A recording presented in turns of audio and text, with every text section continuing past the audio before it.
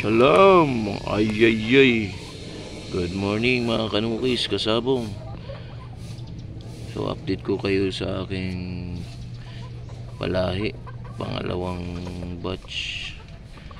So ito na yung pangalawang palahi ko dito sa San Pedro, Laguna. So mga kasabong, 6 months old na ito as of today. Ayan o, ganda, high station mga kasabong. Napakaganda ng ating Tornado hatch na crosses Sumisim Black.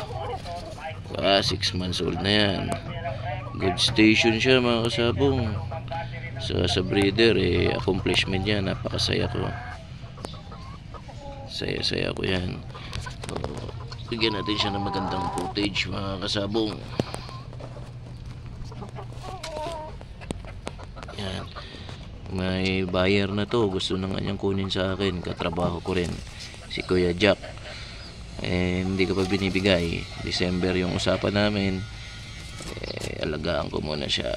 So dalawa ito, mga kasapong dalawa yung natira sa akin. Ang gandang station. Tatry daw niya sa Pasay Cockpit. So susubukan niya yung mga bloodline ko. Diba? So iti-training natin yan. So 7 months onwards, iti-training na natin yan para tumibay na siya. Ano ko yan, parang boxer yan mga bloodline ko. Start ko ng stag training yan. So hindi ko pa ito nabibitaw. So first time nyo itong makita, naka scratching pin. Ayan siya. Maganda ngayon. So ang oras ngayon napakaaga. Sarap sa katawan yung init. So ito yung mga pulit natin. Ayan. Tapos yung isa naman niya, pakita ko sa inyo. So ayan na siya. Napakatangkad. Gandang manok. So ang natandaan ko na pagpalabas ako ng mga matatangkad nung nag-crosses ako ng first batch ito ng Peruvian. So yung mga hiraw ko na talisay na matatangkad din yun. Same height din ito. So ito first time ko sa Tornado hatch, tangkad din. Okay, mamaya update ko kayo sa isa.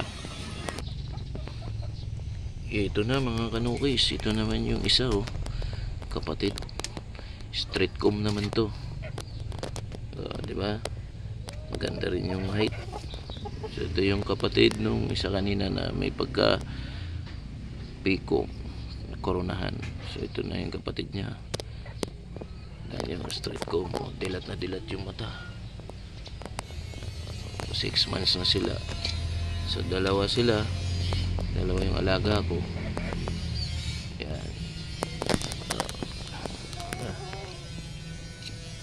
Paggalawin natin kasi stock up, hindi sanay sa scratching pin.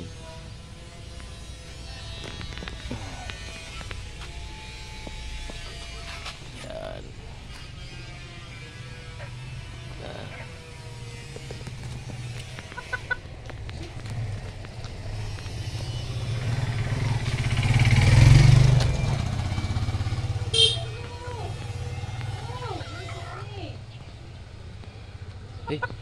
Tayo dyan. Okay, thank you.